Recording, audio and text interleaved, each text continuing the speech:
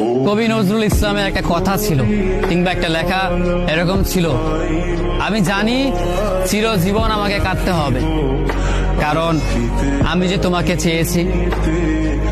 আসলেই আমি যে তাকে চেয়েছি এই জন্য আমাকে সারা জীবন কাঁদতে হবে, কারণ আমি তাকে কোনোদিন পাবো না, আর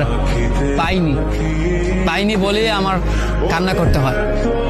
তাকে আমি প্রচন্ড ভালোবাসি বলেই আমার কান্নাটা আসে, তাকে আমি আমার করে পাইনি বলেই আমার কষ্টটা হয়।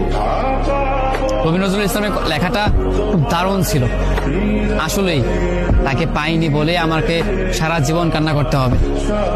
যদি সে আমার এই ভালোবাসাটা বুঝতো, আমার এই অসীম ভালোবাসাটা বুঝে আমাকে একটু বলতো যে আমি অন্যদের মতো কখনোই তোমাকে ছেড়ে যাব না, তাহলে বিশ্বাস করুন পৃথিবীতে হয়তো আমার চাইতে সুখী মানুষ আর কেউ হতে পারতো না।